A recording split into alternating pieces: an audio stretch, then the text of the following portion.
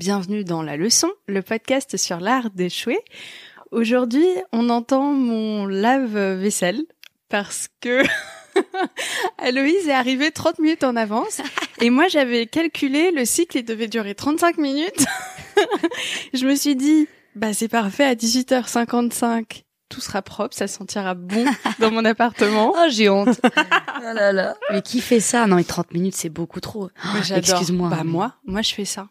Toi aussi, t'es une stressée des horaires? Alors, je suis pas une stressée des horaires, mais je dois dire que qu'importe la situation, même quand je voudrais arriver en retard, j'arrive dans ce cas-là très à l'heure. Ouais. C'est soit en avance, soit à l'heure. Ouais. Donc bon, là 30 minutes, j'avoue, j'ai un peu forcé, mais je sais pas, j'écoutais ma musique, j'ai monté les escaliers machinalement, j'ai sonné, puis je me suis dit 30 minutes en avance quand même, fallait le faire. Et surtout, j'ai ouvert la porte et t'étais là et tu étais là. C'est un appartement.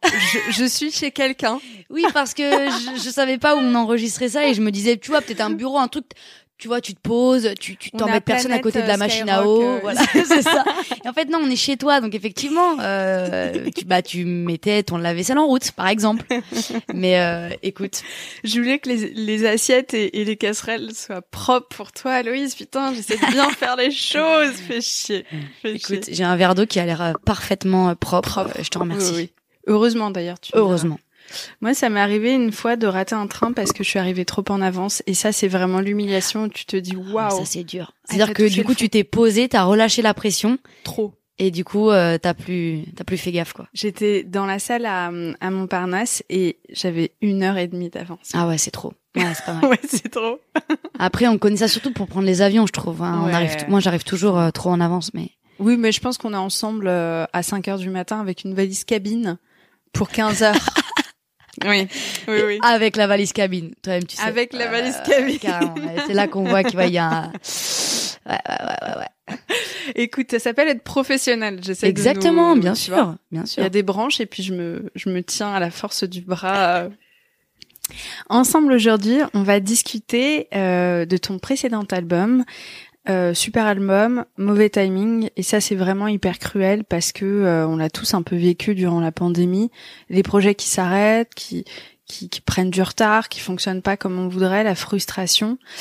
Est-ce que tu peux me raconter ton état d'esprit avant de sortir? Est-ce que tu sentais qu'une merde allait arriver ou alors tu te rendais pas du tout compte? Non, je m'en rendais pas du tout compte, hein, parce que avant qu'on soit prévenu de la pandémie et ensuite du coup des confinements, on voyait ça de loin en Chine comme tout le monde, mais on se disait pas que ça pouvait nous atteindre. Donc non, le chemin en plus était joyeux, tout était très dynamique. Je vivais dans un rythme assez effréné parce qu'en l'espace de 2 ans, ma vie avait été fortement bousculée par mon entrée de manière vraiment professionnelle dans le paysage musical, parce qu'avant ça je faisais d'autres choses et puis un beau matin j'ai eu envie de partager mes chansons sur YouTube, quoi, en faisant. Ça a commencé comme ça? Ouais. Oui, carrément. En fait, à la base, ça veut rien dire, mais en termes de, si on développe un peu mon parcours, mon CV, on va dire, j'étais interprète dans des spectacles de danse et de cirque contemporain. Je suis passée par le break pendant des années, puis l'Académie Fratellini, une école supérieure de cirque contemporain. Et du coup, je vivais ma vie en tant que danseuse et circassienne. Ajouté à cela, j'étais comédienne parce que j'avais la chance de rencontrer celle qui est devenue mon agente et qui m'a représentée et du coup qui m'a permis d'accéder à des castings. Donc depuis 2014, je joue dans des films aussi de manière assez régulière. Et c'est juste que j'écrivais depuis toujours, mais voilà, mon rêve, moi, c'était d'être sur scène, pas du tout d'être chanteuse. En tout cas, je chantais pas du tout étant ado ou plus jeune. J'écrivais, ça c'est sûr, je rapotais, on va dire, je slamais, je chantonnais.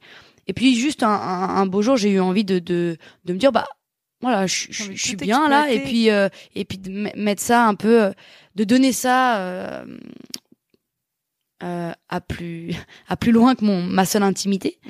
Et du coup, j'ai partagé comme ça un, 2, puis 3 titres. Et puis, j'ai eu de la chance, il y a eu un vrai engouement de la part de la sphère professionnelle, disons, qui s'est dit, oulala, ok, ça nous intéresse, quoi, qui est cette personne. Un vrai truc différent en plus. Exactement. C'est chouette. Et bref, tout ça pour te dire que les 2 ans sont passés très vite.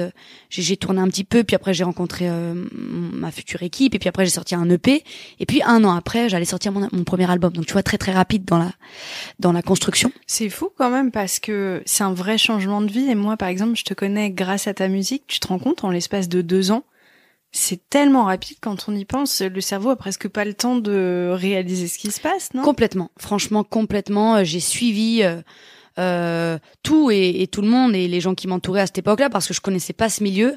L'industrie musicale, c'est un milieu assez pressurisant et avec plein de codes et plein de trucs dont j'avais pas connaissance, effectivement. Et du coup j'ai produit vite, je me suis accomplie assez vite, en tout cas dans une petite base, tu vois, une introduction. Et donc j'allais sortir mon premier album Dévorante en février 2020. Ouais, le titre il est ouf. Il est hyper puissant. C'est gentil. Et voilà, est arrivé le confinement. Je sais pas, 3 jours avant qu'on débute la tournée, peut-être une semaine après la sortie de l'album, quoi. Putain. Et ce qui était dur... T'en avais rêvé, j'imagine, de cette tournée, tu l'avais visualisée, tu l'avais fantasmée, non? Ouais, complètement. En plus, moi, pour ceux et celles qui m'ont vu en live, ils le savent, mon projet part du live et finira dans le live. Enfin, je sais pas comment l'expliquer. C'est ça. Les chansons aussi s'incarnent différemment quand je les joue sur scène. Et puis même, j'ai un rapport à la scène qui est tellement vital pour moi, qu'il en devient aussi, je crois, assez évident dans le regard des autres. Ah, ça y est, ça y est. Les assiettes sont propres. Tu veux aller appuyer sur stop ou ça va sonner genre... Non, attends, tu vas entendre le petit clic. Tic-tac. Ah. Attends. Ma machine à laver, elle fait ça aussi. Elle a une petite minute de battement où tu sens que c'est la fin, mais elle veut encore vérifier. Après, elle te dit vraiment, ça s'arrête. Ouais, c'est bon, là, je suis prête à relâcher la pression. Non, mais tu vas l'entendre, t'inquiète. Presque là. Ah, d'accord. Ok, donc là, c'est comme si ça s'ouvrait. C'est bon, tu peux me vider. Franchement, il y a un avant-après dans ma vie, hein. Je vais pas mentir. Bah, moi, je vais pas mentir. Mon rêve, c'est d'avoir un lave-vaisselle, hein. Je sens que c'est un cap. Quand il passe, voilà. Ça et le porte-serviette chauffant. C'était mon rêve de toujours. Ah ouais, le porte-serviette chauffant. Ah ouais, c'est encore un autre step. Mais j'avoue, le lave-vaisselle, pour moi, c'est grand luxe. Oh là là. Parce que faire la vaisselle, matin, midi et soir. Bon, voilà, c'est une activité qu'il faut faire. Et moi, j'ai tendance, que moi, je pour le coup, pas matin, midi et soir. C'est ça. Punaise, je voulais qu'on en parle. Moi, en fait, le problème, c'est qu'à un moment donné, il y a une journée qui arrive souvent de manière régulière où je me dis, attends, tu sais quoi, tu le feras ce soir. Tu ne le fais pas ce soir. Non. Tu ne le fais pas non plus le lendemain et ça s'accumule et tu te retrouves avec une vaisselle d'enfer le week-end ou à un moment, là, il faut absolument la faire. Tu veux te détendre, quoi. Exactement. Donc bon, bref, j'en suis pas encore au lave-vaisselle, mais un jour, j'espère. Ah bah qu'est-ce qu'il dit là? Je crois qu'il a envie d'intervenir dans le podcast. Exactement. Oui, j'ai sauvé la vie de pas mal de personnes. On pourrait dire de moi que je suis un héros du quotidien. Non, mais là, je suis sûre qu'il va arrêter, c'est bon. Là, c'est bon. Il nous laisse tranquille. Il respecte assez ton travail pour se dire, bon, allez, c'est gentil. Je vais me mettre un peu en recul et en retrait. Merci. Mais ouais, tu le fantasmais. T'as vu la journaliste qui revient sur son truc. Tu la fantasmais cette tournée, j'imagine. Enfin, moi, j'en rêverais la nuit. Je me verrais déjà rencontrer la foule avec mes chansons.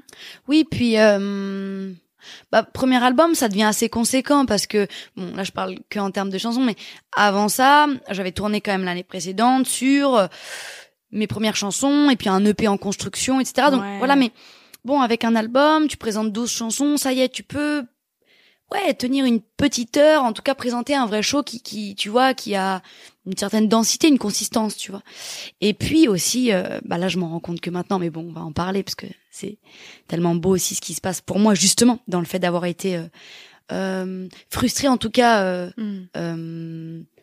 T'as détourné ça de la bonne manière. Ouais, et en fait, là, de le revivre, tu te rends compte du privilège, tu te rends compte de la beauté, tu vois, t'as pas connu l'ennui ou la monotonie non, en fait là chaque moment est tellement a tellement été, voilà, je le savoure. Et du coup le confinement arrive et là tu comprends que tes dates elles se décalent de 15 jours au départ. C'est ça à peu près. Ouais, au début je suis chill, hein, franchement, je me dis bon, écoute, tranquille. Oui, puis 15 jours. Que moi, il y a les gens sur le front. Effectivement. Franchement, de toute façon, je l'ai pas vécu de manière. Je pense que la répercussion, elle a été plus tardive, pardon, parce que en fait, sur le coup, t'es là en mode, ok, donc c'est la fin du monde, là, il se passe quoi, et c'est pas si grave. Et puis de toute façon, quand est sorti mon album, je faisais masse de promos.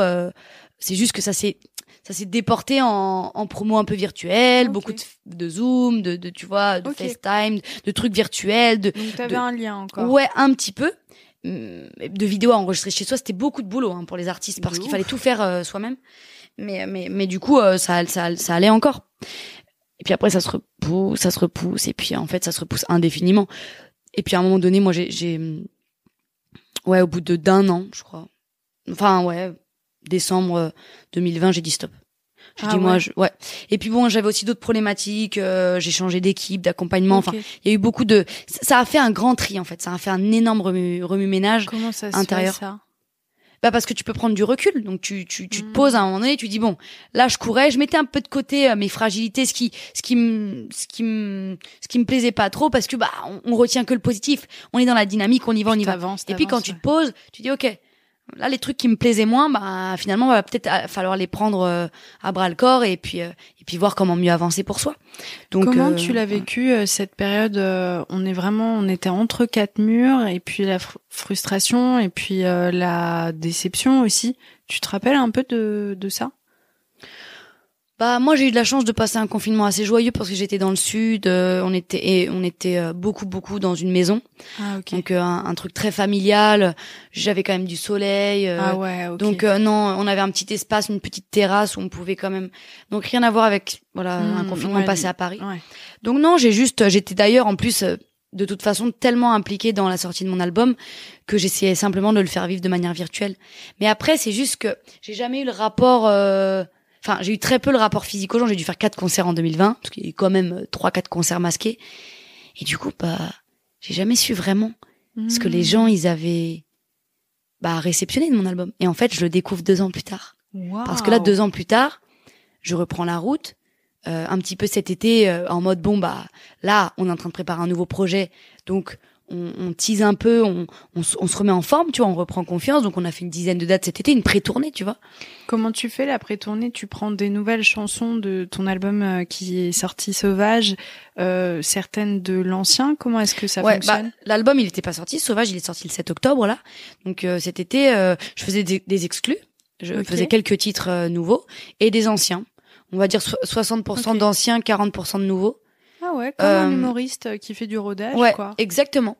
Et j'avais déjà fait ça avant mon premier album, à l'Élysée-Montmartre, qui était une date en novembre 2019, je crois, juste avant donc la sortie. J'avais déjà teasé quelques titres aussi, 3-4 titres. Ça c'est beaucoup en réalité.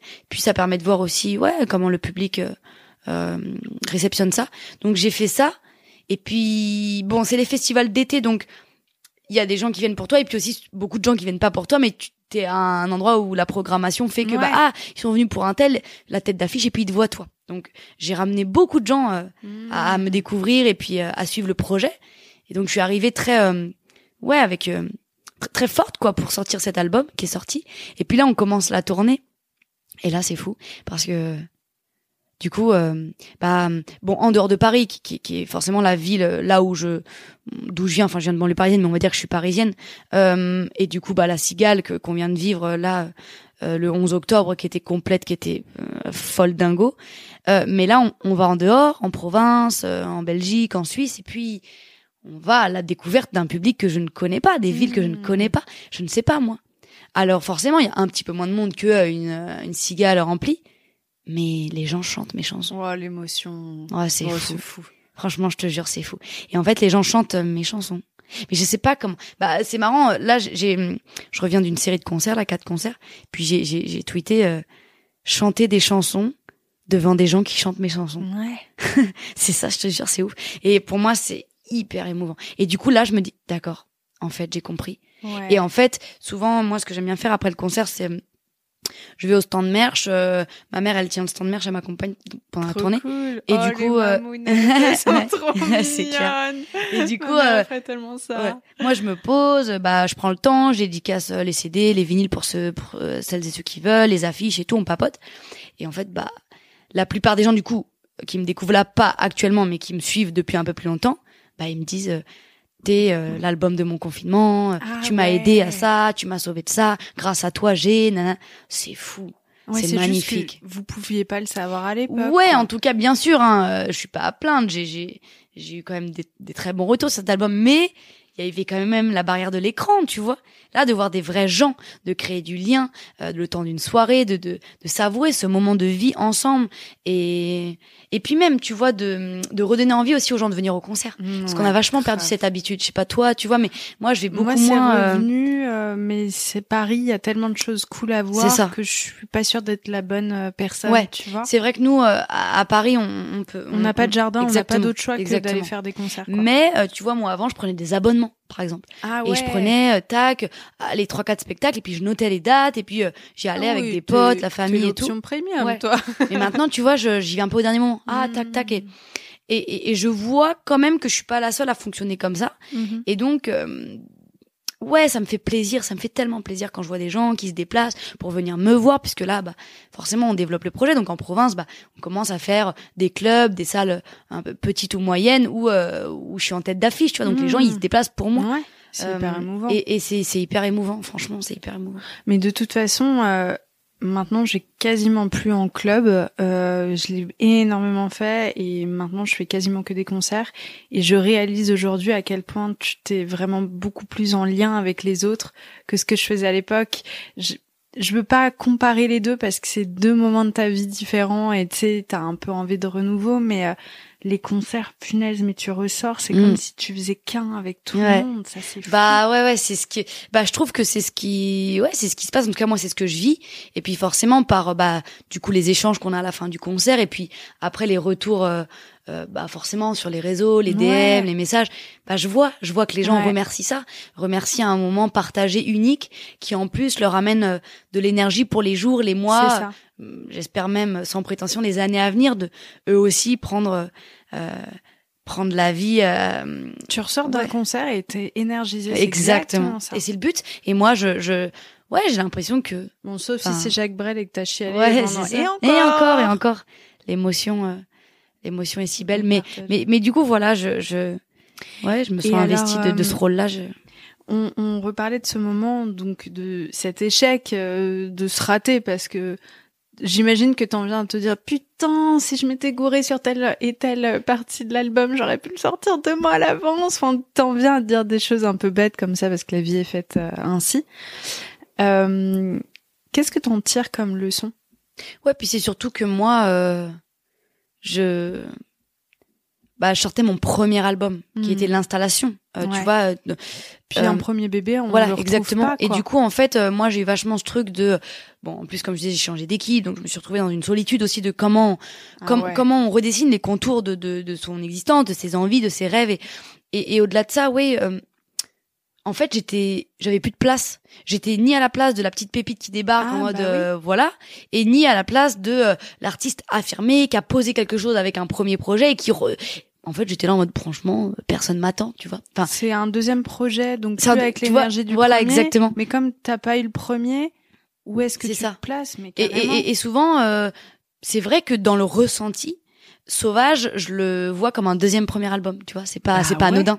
C'est clair. Mais pardon, j'ai pas répondu à ta question. Mais non, mais est-ce que c'est intéressant? Est-ce que ça t'a aidé du coup sur cet album-là à retrouver cette envie du premier album? Est-ce que tu penses que ça t'a reboosté? Ouais. Ah, trop totalement. Bien.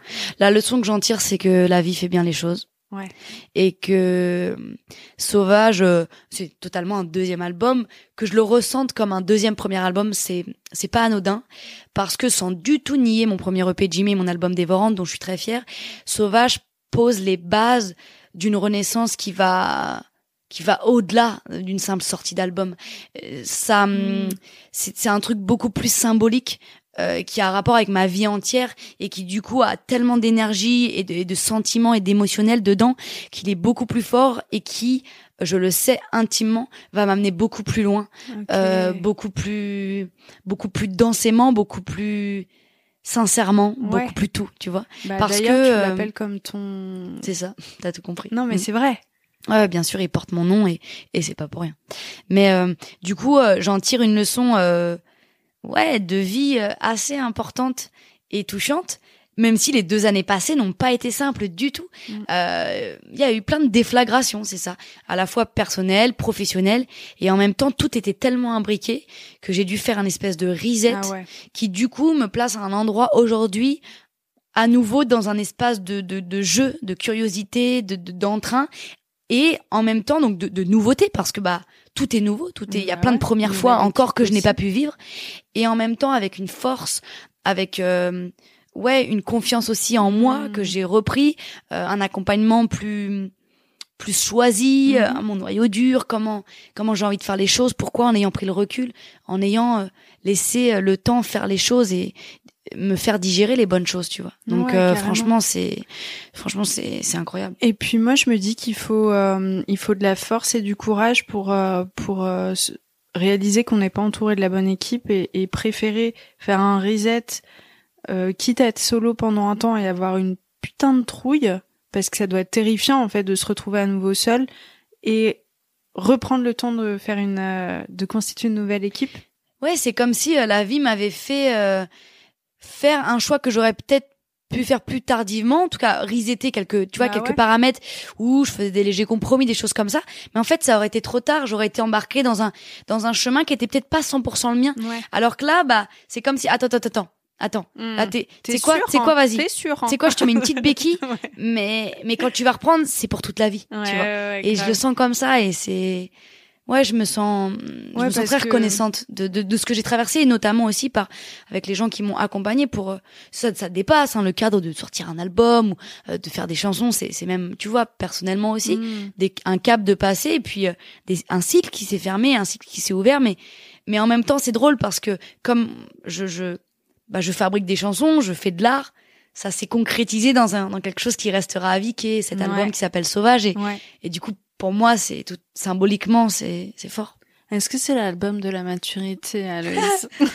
Je sais pas, mais en tout cas, j'ai jamais posé cette question. En vrai, même dans mon ancien. J'ai l'impression qu'on pourrait poser cette question à chaque album, en vrai, mais. C'est surtout que moi, je suis pas mature. On grandit. Toujours.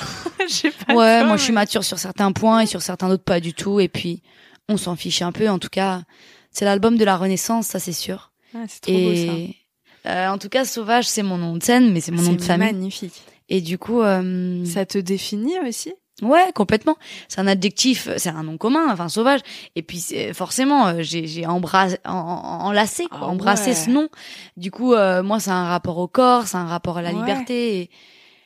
Et je suis une petite sauvage. Du coup, même, tu vois, les gens qui me suivent, les gens qui m'écoutent, je les appelle mes sauvages. Enfin, c'est devenu plus. Ça m'a dépassé. Et j'avais la sensation que c'était cet album et pas un autre qui pouvait s'appeler Sauvage, comme une évidence. Justement parce qu'encore une fois, c'est une renaissance, c'est un deuxième premier album. Enfin, tu vois, donc je le vois comme poser une base. Donc si je me représente au monde, maintenant je suis prête à dire que oui, je m'appelle Sauvage. Et j'avais l'impression que je pouvais porter fièrement ce nom et l'affirmer.